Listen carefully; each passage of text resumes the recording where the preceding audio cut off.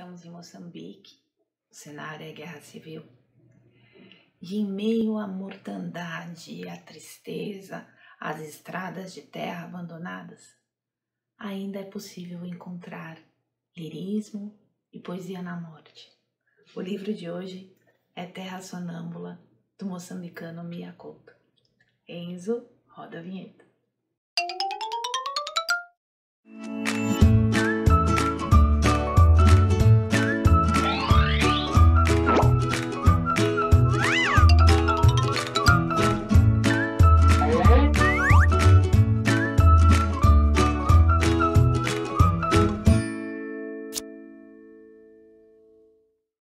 Livros para quem vai e para quem não vai. Prestar vestibular. Literatura Veste. Olá, bem-vindo ao nosso canal. Que bom que você está aqui.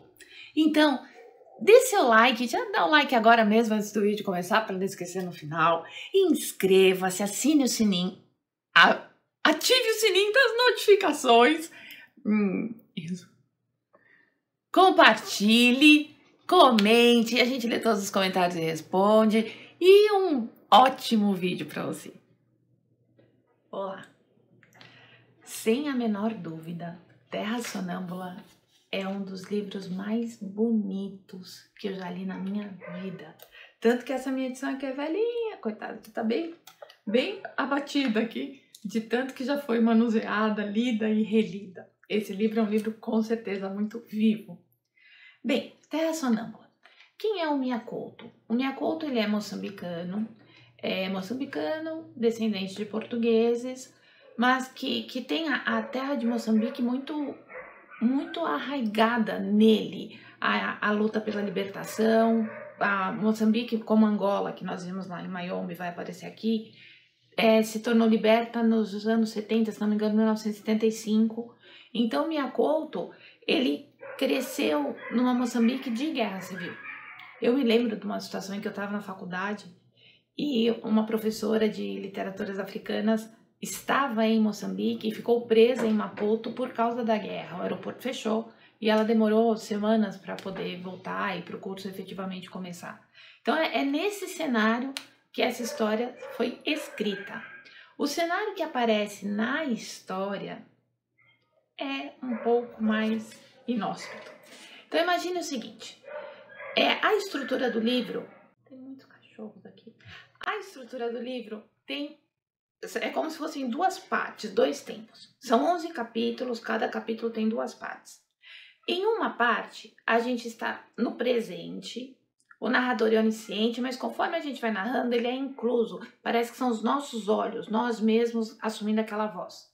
O narrador é onisciente, estamos no interior, numa estrada abandonada, com a carcaça de um ônibus queimado, muitos cachorros, a carcaça de um ônibus queimado e um velho e um menino. O velho Tuahir, no meio da guerra, ele conseguiu um emprego que era enterrar cadáveres. Imagine cadáveres espalhados, ele tinha com outras pessoas esse intuito de limpar. E um dia, trabalhando para poder sobreviver, porque o que se ganhava ali era apenas para alimentação, pouco, e para uma alimentação ruim, ele viu um menino vivo ali, dado como morto. Os colegas, inclusive, falam para enterrar, mas ele fala, não, tá respirando. E aí ele salva esse menino. O velho chama-se Tuahir e o menino é um Ndinga. O velho decide, então, criar o garoto. Eles estão nessa estrada, encontram o tal ônibus queimado, muitos cadáveres, uma coisa horrorosa, assim, mas eles não têm onde dormir, então eles dormem dentro do ônibus. Anoitece, eles dormem ali. A magia, o mundo transcendental estão sempre presentes nessa obra. Então, o menininho tem muito mal-estar de estar ali no meio dos cadáveres. No dia seguinte, a primeira noite, Tuahir e Mwidinga então vão enterrar os cadáveres, vão fazer a limpeza. Só que há um corpo morto ali fora do ônibus com uma mochila. E quando o garotinho vai lá e mexe, ele encontra alguns cadernos, como se fossem diários. Tem 11 cadernos ali dentro. 11 capítulos, 11 cadernos. Bom, uma parte, então, conta a história de Toaira e Mundinga no presente, lá naquele lugar horroroso, na estrada vazia, o ônibus queimado, e ali coisas vão acontecer. O menininho encontrou os cadernos, então a gente vai para uma outra narrativa, que é a narrativa do escritor dos cadernos, que é o Kinzu. A narrativa do Kinzu, portanto, ela acontece em paralelo com a narrativa do presente, daquele velho, daquela criança. E nessa narrativa do Kinzu, a gente vai ter uma grande, grande história de aventura. Todos os capítulos têm, portanto, a primeira parte, que é a do presente, com os dois personagens, e a segunda parte, que é essa que vai contando a história de Kinzu. Tudo é escrito de forma muito lírica. O Miyakoto era um grande leitor do Guimarães. Então, as brincações que o Guimarães fazia, o Miyakoto também vai propor, com elementos que vão misturar aquela africanidade moçambicana com tudo que a língua pode produzir. A língua do colonizador é acoplada com elementos da língua local e também da criação do autor. Então, o lirismo é o tempo todo. Bom, isso também é característico da obra contemporânea, né? Na contemporaneidade, as experimentações vão acontecer o tempo inteiro. E a gente vai ver isso tanto na parte narrada pelo narrador onisciente, quanto nos cadernos do Kinzu.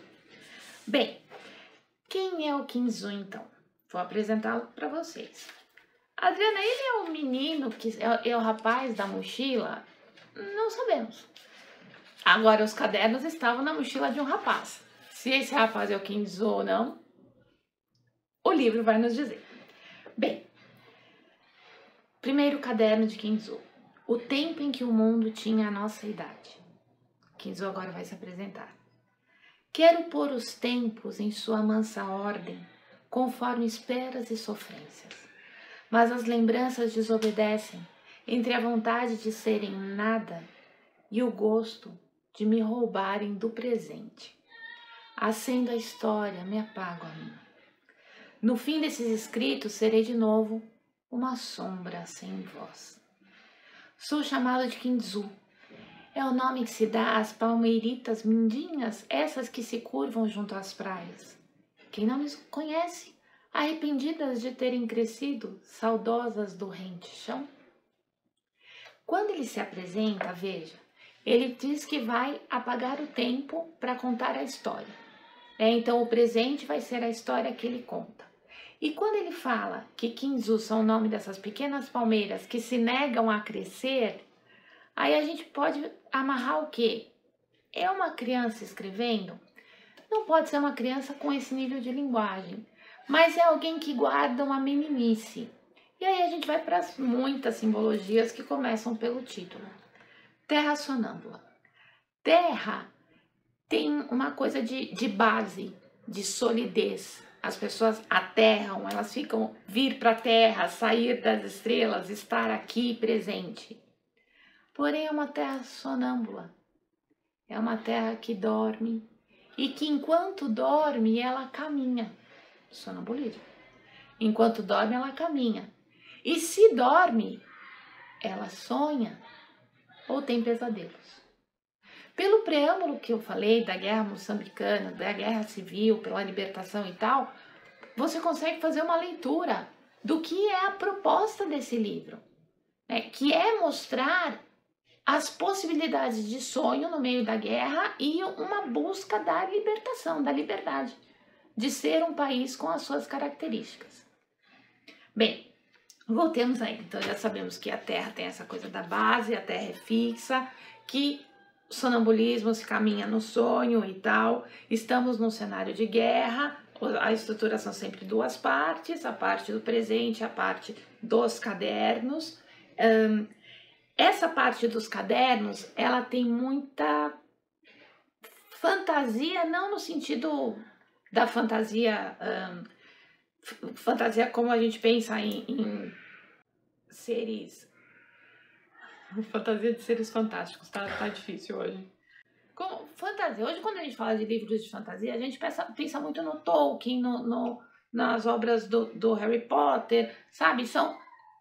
A fantasia que eu tô querendo dizer agora não é isso. Eu tô falando da fantasia dessa criação que vai trabalhar com os mitos, tanto mitos locais quanto mitos da sabedoria universal, para construir essas histórias. Na parte da história do Kinzu que ele conta, ele vai contar desse encontro entre o colonizador e o colonizado, da opressão do colonizador sobre o colonizado. Ao mesmo tempo em que ele conta, a gente vai ver isso daqui a pouco quando eu conversar com vocês sobre a questão da FUVEST, porque isso é uma literatura veste também, depois dessa resenha. Há uma questão da FUVEST vai abordar o que acontecia quando nasciam gêmeos em uma aldeia. Para aqueles africanos, os gêmeos eram um presságio, era um mau agouro. Então era ruim e normalmente deixava-se uma das crianças para morrer. E aí vai ter um desenrolar de que essa mãe não vai aceitar isso e a mãe vai ser oferecida em sacrifício. Mas também haverá um vaticínio sobre essas, são duas meninas, sobre essas meninas. E isso vai aparecer lá na questão. Voltando aqui então, toda a parte de vai mostrar essa ambientação e como eles fazem para sobreviver ali. E a leitura, de novo, como a gente já viu em vários livros, como o Clube do Livro do Fim da Vida, ou então como a Livraria Mágica de Paris, né? Vão aparecer aqui os cards. A leitura salva. A leitura, ela salva aquele rapaz que estava com a mochila, porque ele vive pelos seus escritos. A leitura salva Twahir e Muidinga para eles sobreviverem naquela coisa da guerra, com medo de violência junto com eles o tempo todo. E aí a gente tem a coisa dessa realidade dolorosa e desses mitos e dessa fantasia amarrada aparecendo como possibilidade. O livro é lindo, a escrita é linda. Mia Couto tem muitos livros. Terra Sonâmbula foi o primeiro romance dele, é de 92. Mas ele tem muitos livros de contos, ele está aí produzindo, escrevendo demais. Já veio uma centena de vezes ao Brasil. Ganhou o Prêmio Camões de Literatura pelo conjunto da sua obra. É delicioso ler, tanto nos contos, em que ele é condensado, quanto no romance. Terra Sonâmbula é, sem dúvida, um dos livros mais bonitos que eu já li na minha vida. Ah, uma coisa importante. Em Terra Sonâmbula, a gente tem o rito de passagem. O menininho, o Muidinga, no presente, vai acontecer lá um ritual, né? Eles vão ser atacados por senhoras idosas que vão fazer com que ele passe da infância para a maturidade. É um ritual mesmo. O Kinzu, ele também vai viver um rito de passagem. Ele quer se tornar um guerreiro Naparama. Os Naparamas existiram mesmo, eram guerreiros que defendiam, né, essa proposta da libertação. E ele quer ser um guerreiro Naparama, ou seja, ele quer deixar de ser menino para ser guerreiro e defender. E ele vai também ter um encontro com uma moça. E nesse encontro com essa moça também vai aparecer o rito de passagem. Da mesma forma que uma nação também vive um rito de passagem quando deixa de ser cativa para se tornar uma nação liberta. Eu não posso contar muito mais, porque eu não queria mesmo macular essa leitura de vocês. É um livro de leitura belíssima e simples. Não acho que é um livro de leitura difícil, embora a gente tenha esses dois planos sempre a cada um dos capítulos. Mas é separado, aparece o título do capítulo, depois primeiro caderno de Kinzu, segundo caderno de Kinzu, e a gente vai percebendo como, embora sejam momentos diferentes, são sempre seres humanos, então as atitudes e as vivências muitas vezes se entrelaçam, tá? Mesmo entre essas duas partes. Bem, eu vou chamar a professora aqui para contar essa história das gêmeas e tal, que apareceu na questão da FUVEST. Mas sobre a nossa resenha, o livro é muito mais do que isso, tá? Eu tô querendo aqui cutucar vocês para fazerem a leitura. de um livro que é realmente um dos livros mais bonitos que eu já li na minha vida. Aguenta um pouquinho, vou chamar a professora e ela já vem aqui continuar essa história. Aê, chegamos! Questão fresquinha, hein? Última prova da FUVEST 22, segunda fase. Lembrando que esse livro ele tá na lista há um tempo, mas ainda cai no vestibular de 2023. A questão é uma questão de segunda fase, portanto, sempre aquela estrutura de texto, letras A e B. Vai aparecer a questão aqui, tá vendo? Então, texto sempre, base, letras A e B. A letra A, normalmente, ela costuma ser mais relativa à forma, e a letra B pede um conteúdo um pouco mais aprofundado. Nessa questão, especificamente, a gente vai partir de um texto que não é do livro, para fazer um comparativo. Então, as duas questões são mais elaboradas, tá? É uma questão que, se a gente fosse classificar em fácil, média ou difícil, ela tende de média a difícil. É questão para quem leu o livro, tá? Lembra que eu conversei já com vocês que às vezes você consegue matar algumas coisas assistindo uma aula com resumo e tal. Essa questão é para o leitor do livro. Então, vamos lá. O texto diz assim: muitos povos indígenas brasileiros costumam matar os gêmeos antes do contato com os brancos, mas combateram a prática. Quando chegamos lá, ao Parque Indígena do Xingu, ainda matavam. Fizemos uma campanha, mas, apesar da tolerância, os índios ainda recebem com muita reserva os gêmeos. O repúdio ao duo é muito forte, disse à Folha o sertanista Orlando Vilas Boas. Muitos povos indígenas têm uma atitude contrária aos gêmeos porque seria sinal de transgressão.